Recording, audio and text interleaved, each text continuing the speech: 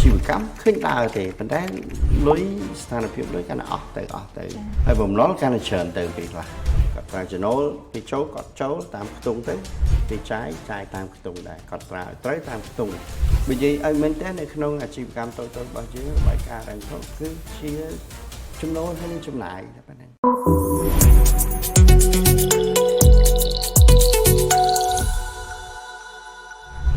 ជំរាបសួរសូមស្វាគមន៍មកកាន់កម្មវិធីកាត់លុយ podcast សាជាថ្មីម្ដងទៀតហើយសម្រាប់អេពីសូតនេះផងដែរគឺជាអេពីសូតទី6ដែលយើងនឹងជជែកគ្នាតាក់ទងជាមួយនឹងទូនីតិនៃរបាយការណ៍ហិរញ្ញវត្ថុបងប្អូនទាំងអស់គ្នាមានឆ្ងល់អត់ថាហេតុអីបានជាម្ចាស់អាជីវកម្មសប្តាហ៍ថ្ងៃហ្នឹងគាត់ប្រកបអាជីវកម្មលក់ដូរ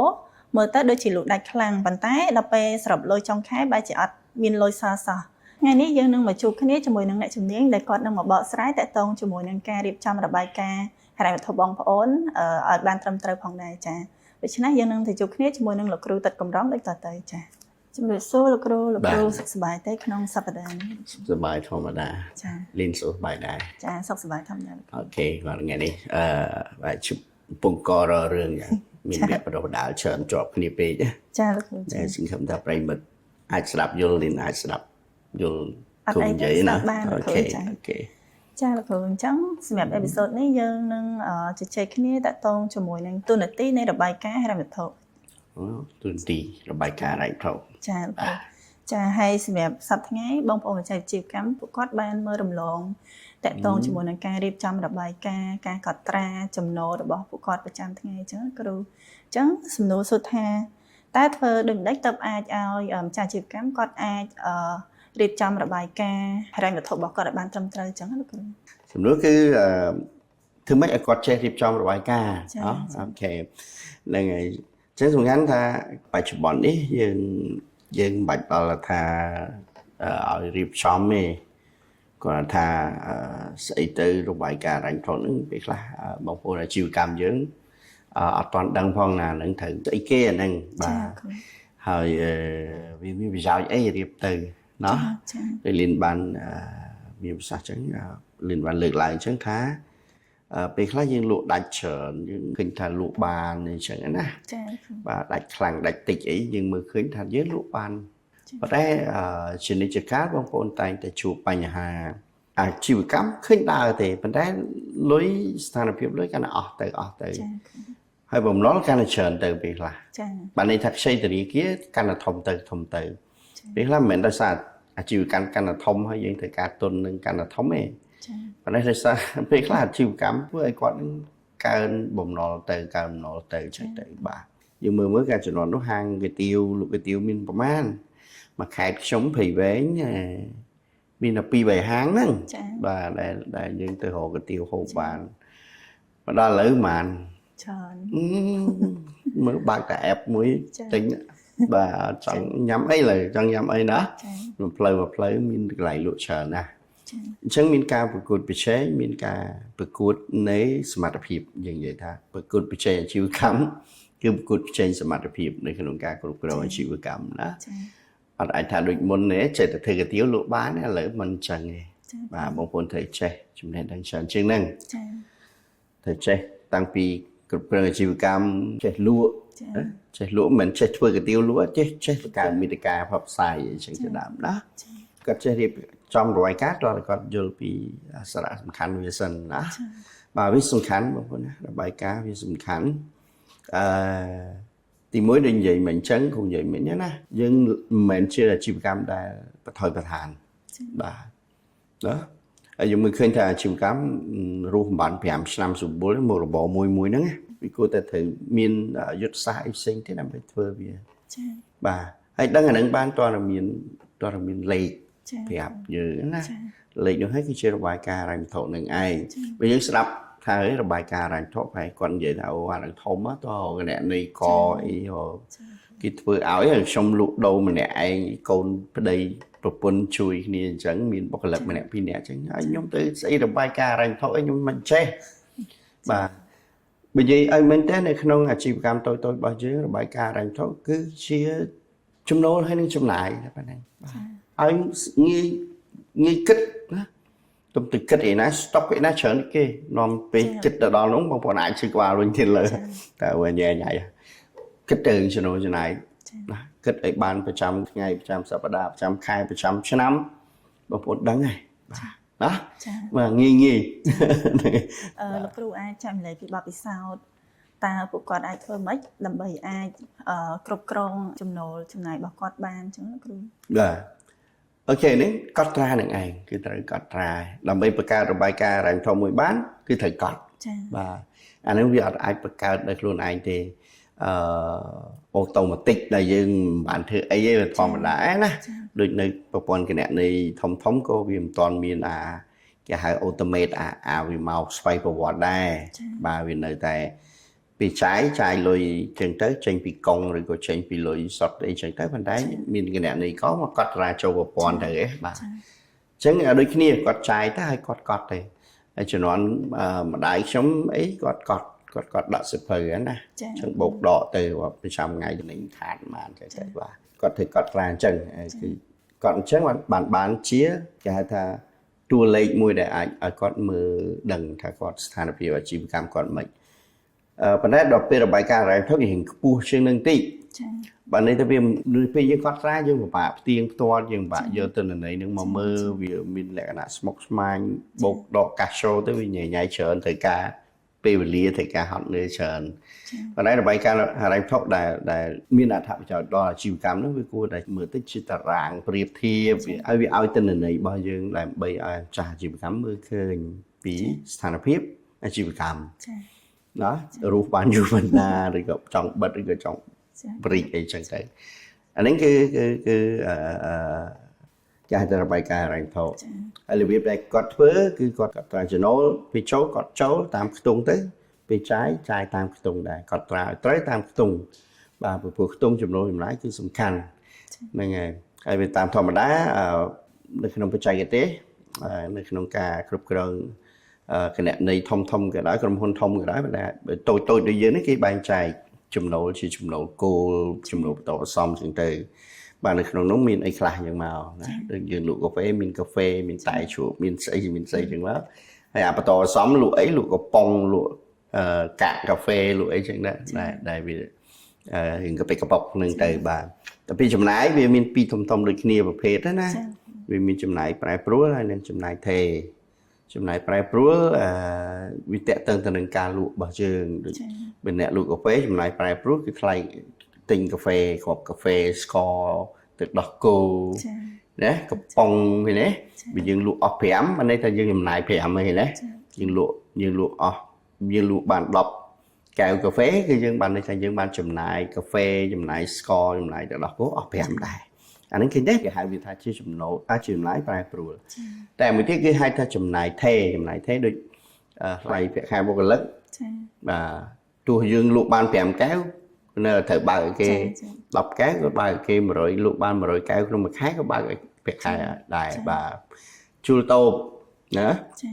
អត់អាចថៃខែហ្នឹងខ្ញុំលក់អត់ដាច់ទេអញ្ចឹងកុំយកថ្លៃតូបទេ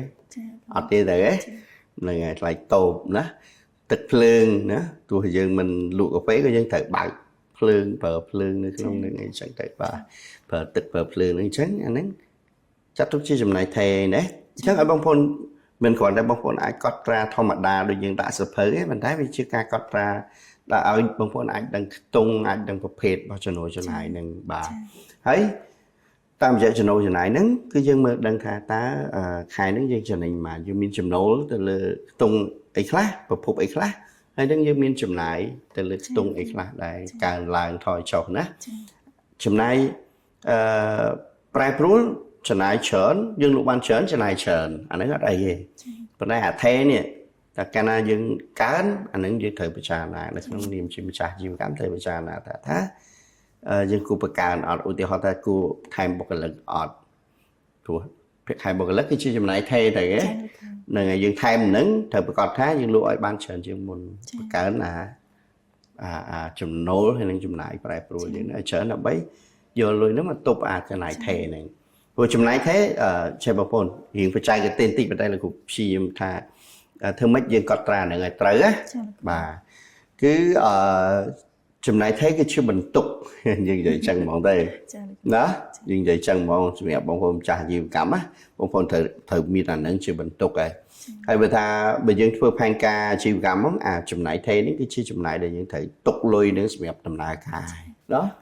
rồi chùm này phải pro những lúc phèm cáo anh những thầy ca lôi phèm cao từ tình bỏ dùng một lụa thấy ấy té chùm này thế nè bây cả chiều cảm nâng đá những thầy chua tẹt cái háo vậy đó những thầy rồi một cái lớp ấy tức lớn những thầy tại miền này lụa đách tại miền là nâng bằng này kìa bà chắc ăn những cái hai ta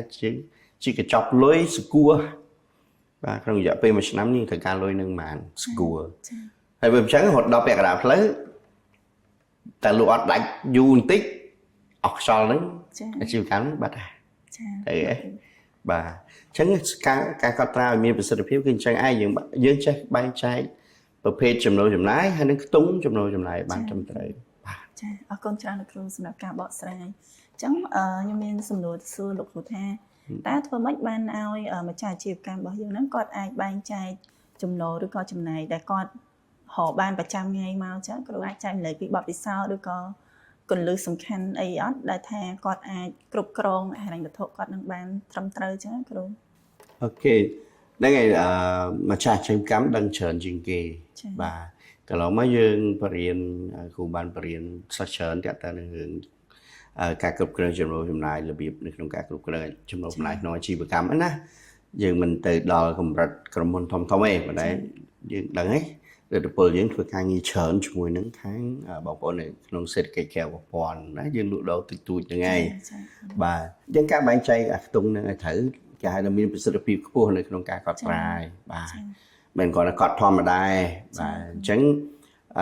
thờiการเรียนโซดคลาได้เปลี่ยนผู้หึงกันแหนในหึงไอ้นี่หึงเลยนี่เป็นthờiการเรียนคลาได้นะคนนะมา到ปัจจุบันนี้ยังมีปัจจัยวิทยายังมีดิจิทัลยังมาปราบอะไรจังมีพิมพ์เงินสดมวยไอ้บางคน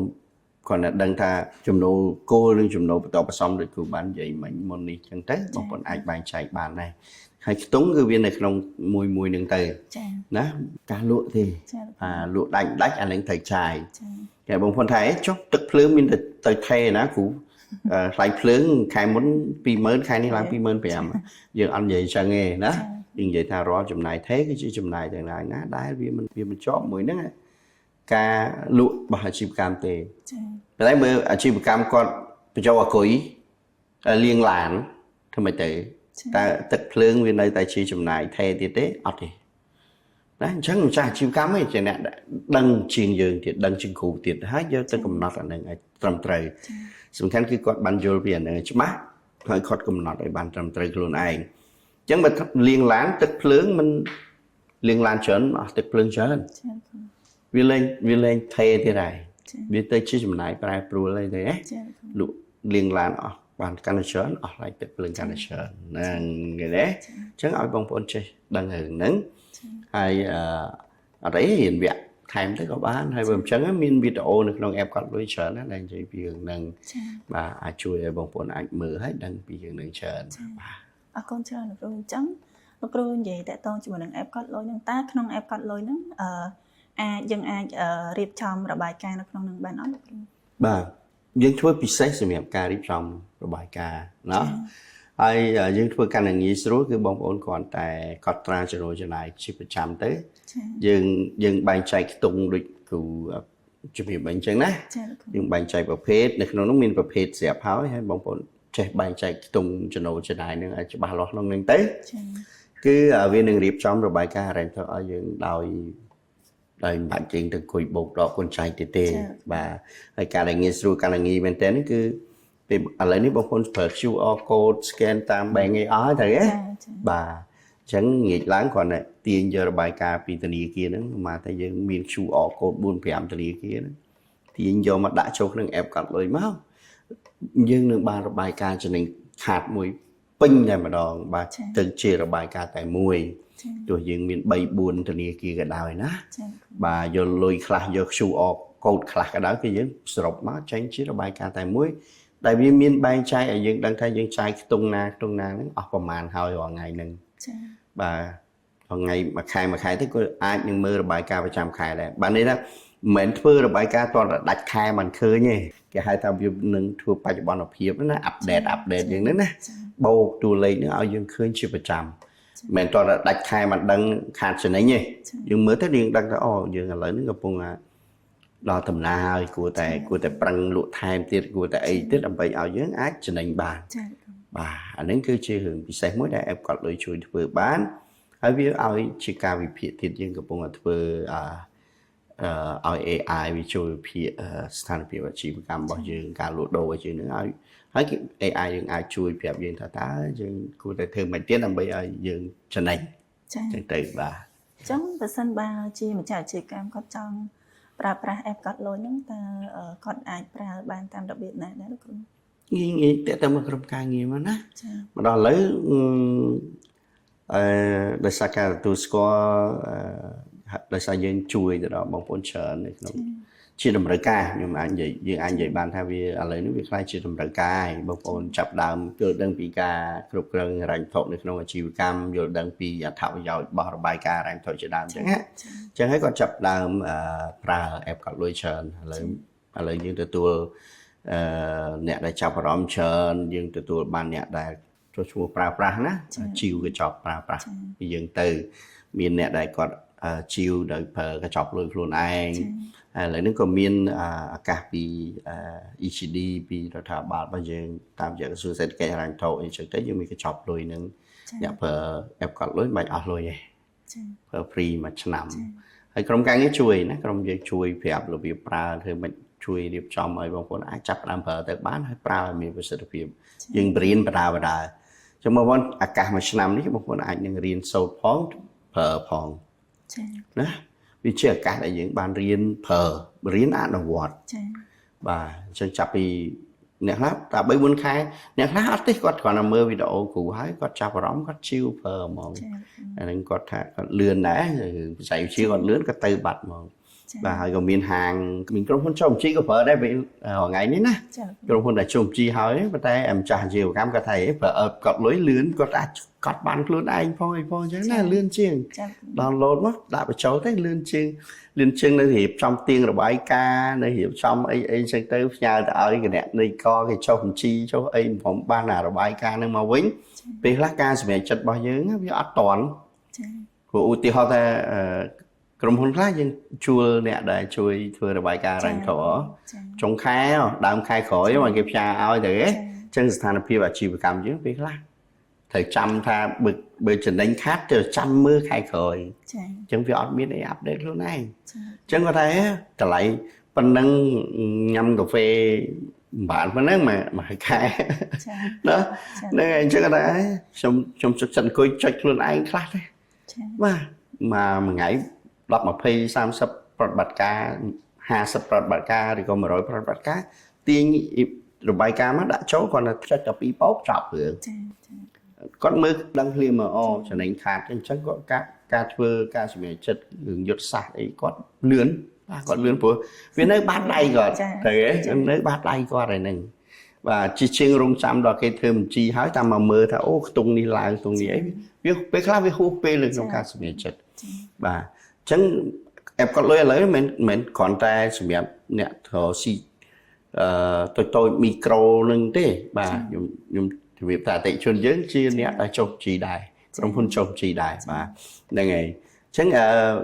យើងទទួលឲ្យការគាំទ្រច្រើនបាទបងប្អូនខ្លះចាយលុយខ្លួនឯងដើម្បីប្រើទៅបាទបងប្អូនខ្លះគាត់តែគាត់ចង់សាកល្បងគាត់ចង់រៀនសូត្រផងអីចឹងទៅគាត់យកកញ្ចប់ជំនួយពី EGD ពី Enterprise Go Digital គេហៅបរិវត្តកម្ម Digital សហគ្រាសណាដែលលោកជួយជាចប់ថវិកាមកឲ្យប្រើ app គាត់លុយដោយឥតគិតថ្លៃគាត់អ្នកចេញឲ្យរយៈពេល1ឆ្នាំពេញបាទណាបាទហើយយើងក៏គិតគូរថែមទៀតណានៅក្នុង app គាត់លុយបងប្អូនទោះទិញកញ្ចប់ខ្លួនឯងក៏ដោយទិញកញ្ចប់តាមរយៈ ECD ក៏ដោយគឺយើង app គាត់លុយគិតពីបងប្អូនថែមទៀតគឺយើងទិញ insurance ឲ្យបងប្អូនទៀតណាទិញឲ្យទៀតព្រោះជំហររបស់ម្ចាស់អាជីវកម្មសំខាន់ណាស់យើងជាអ្នក Snow ធំជាងគេហើយ ចឹងមាន insurance មានអីទៅក៏ស្រួលដែរ insurance គ្រោះថ្នាក់នានាអញ្ចឹងទៅដែលប៉ះពាល់ដល់ក្រុមគ្រួសារយើងអានឹងមានការធានាអីណាឲ្យប្រសើរឡើងទៀតអានឹងជាការគិតគូររបស់យើងដែរបើនិយាយឲ្យមែនតើភាសាបច្ចេកទេសថាជាការយើងលើកកម្ពស់ inclusion ណាជាភាសាខ្មែរបរិយាបន្នណាបរិយាបន្នហិរញ្ញវត្ថុបរិយាបន្នបានន័យថាយើងព្យាយាមធ្វើឲ្យសេវាកម្មរបស់យើងនឹងឲ្យអ្នកប្រើប្រាស់របស់យើងបានទទួលបានសេវាកម្ម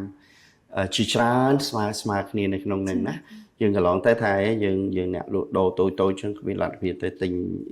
ធានារ៉ាប់រងអីទេប៉ុន្តែតាមរយៈយើងបានចែករំលែកស្អីដែលជាមិនគ្រាន់តែដើម្បីប្រាក់ចំណេញរបស់យើងចឹងទុកថាវាជាការទទួលខុសត្រូវមួយរបស់យើងដែរដែលជួយឲ្យពួកគាត់មានការការពារមានសុវត្ថិភាពល្អនៅក្នុងការធានាបានថាពេលគាត់មានបញ្ហាអីទៅឬក៏បញ្ហាណាមួយដែលប៉ះពាល់ដល់រូបរាងកាយរបស់គាត់ឬក៏ជីវិតរបស់គាត់មានអីមួយដែលជួយការពារក្រុមគ្រួសារគាត់នៅក្នុងរយៈពេលណាមួយចឹងតែចាអរគុណច្រើនលោកគ្រូបើសិនបើម្ចាស់អាជីវកម្មគាត់បានយល់ដឹងនិងរៀនសូត្រតកតងជាមួយនឹងការប្រើប្រាស់ app កាត់លុយហើយចឹងប្រសិនបើជាម្ចាស់អាជីវកម្មរបស់យើងគាត់ចង់រៀនតកតងជាមួយនឹងការគ្រប់គ្រងហិរញ្ញវត្ថុតែនៅរដ្ឋពលមានបរិញ្ញាបត្រលោកគ្រូអូខេនៅរដ្ឋពលសម្បូរវគ្គហ្នឹងហើយបងប្អូនអាចតកតងក្រុមការងារទៅស្អីក៏មានដែរបាទយើងឥឡូវនេះយើងមានដល់ទៅ9វគ្គហ្នឹងហើយបាទចឹងអាចរៀនរបៀបនៅក្នុងការគ្រប់គ្រងអាជីវកម្មណាជាពិសេសការគ្រប់គ្រងហិរញ្ញវត្ថុហ្នឹងគឺវគ្គយើងគឺបរៀនបាទផ្ទាល់តែម្ដងបាទចឹងអាចនឹងមានសំណួរចម្លើយហើយយើងមានការជួយគ្រប់គ្រងបន្តទៅទៀតមិនមែនថារៀនចប់2ថ្ងៃចប់គ្នាណាបាទហើយដូចជំរាបចឹងការដែលមានរបាយការណ៍ហិរញ្ញវត្ថុមានអត្ថប្រយោជន៍ច្រើនណាស់ខ្ញុំដូចជាការផ្ដាំផ្ញើដែរព្រោះយើងធ្វើអាជីវកម្មដើម្បីចំណេញណាហើយបើយើងអត់ដឹងថាចំណេញប្រមាណទេអីទេអានឹងគឺជាបញ្ហាមួយដែរគ្រោះថ្នាក់ដែលធ្វើឲ្យអាជីវកម្មมันអាចរស់បានដល់ 4-5 ឆ្នាំទេបាទពី 3 ឆ្នាំទៅវិញហ៎គាត់តែម្ចាស់អាជីវកម្មគាត់ចេះឆ្លាតទៅធ្វើអីផ្សេងទៅធ្វើអីផ្សេងទៅអញ្ចឹងពេលខ្លះយើងអត់មែនជាសាក់គ្រិនឡើយទេបាទនេះថាយើងនៅលោតចុះលោតឡើងសាក់ចុះសាក់ឡើងអញ្ចឹងណាហ្នឹងហើយសាក់គ្រិនគឺធ្វើឲ្យអាជីវកម្មមួយរីកចម្រើនបានផ្ដល់ការងារធ្វើឲ្យមានការរីកចម្រើនទៅមុខផ្ដល់ឲ្យប្រយោជន៍ទៅដល់សេដ្ឋកិច្ចផងបាទហើយយើងប្រើពេលវេលាលោតចុះលោតឡើងអត់ច្បាស់លាស់អានេះវាខាត់ពេលវេលាយើងខាត់ពេលគ្រួសារយើងខាត់លុយខាត់ដល់ប្រទេសជាតិដែរអញ្ចឹងយើងចង់មើលឃើញថាគាត់មានការគ្រប់គ្រងលុយកាក់នឹងឲ្យច្បាស់លាស់ទៅគាត់មានស្ថិរភាពហើយអាចពង្រីកអាជីវកម្មគាត់បានយូរវែងកាន់តែធំទៅបាទអញ្ចឹងរបាយការណ៍ហិរញ្ញវត្ថុបើតាមធម្មតាគេហៅវាថាជាទ្រព្យសម្បត្តិមួយរបស់ក្រុមហ៊ុនដោយរដ្ឋពលអាចខ្ចីលុយបានណាពីធនាគារដោយដាក់របាយការណ៍ហិរញ្ញវត្ថុរបស់ក្រុមហ៊ុនណាដាក់ផែនការអាជីវកម្មបាទយើងអត់មានទ្រព្យដាក់អញ្ចឹងយើងដាក់អញ្ចឹងហើយនៅស្រុកគេតែជាប្រទេសមួយចំនួននៅក្បែរយើងក៏មាននៅឆ្ងាយពីយើងក៏មាននៅស្រុកទេសដែលជាប្រទេសអភិវឌ្ឍកាន់តែច្រើនគឺគេមិនដែលផ្ដល់កម្ចីទៅដល់អាជីវកម្មដោយមើលលើទ្រព្យរបស់ម្ចាស់ហ្នឹងទេគេមើលទៅលើអាជីវកម្មបាទអញ្ចឹងនៅពេលគេមើលលើអាជីវកម្មគេមើលលើអីសំខាន់នោះគឺលើបាយការរ៉ាញ់ថោហ្នឹងហើយអាជីវកម្មនេះឯងមានសុខភាពមិនគេគ្រាន់តែមើលអាហ្នឹងមកគេដឹងតែរស់បានយូរអត់គួរតែឲ្យលុយខ្ចីអត់ណាបាទអញ្ចឹងរបាយការណ៍ហិរញ្ញវត្ថុវាជាទ្រព្យមួយរបស់យើងថ្ងៃមុខទៅយើងដាក់ទ្រព្យយើងហ្នឹងគឺជាទ្រព្យធានាដើម្បីខ្ចីកម្ចីឬក៏យើងលីនចង់ចូលហ៊ុនមួយគ្រូលីនមានលុយអត់ដឹងធ្វើអីគ្រូមានរបររកស៊ីអញ្ចឹងគ្រូចង់ឲ្យរកស៊ីមួយគ្រូណា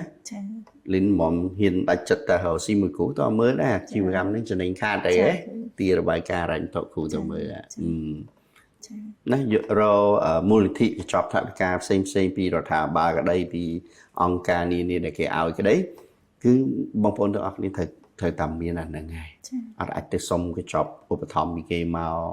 អត់មានអីសោះអត់មានអីប្រាប់គេថាចំណេញខាតមានទៅមុខទៅក្រោយណានៃអត់មានផងអញ្ចឹងក៏ពិបាក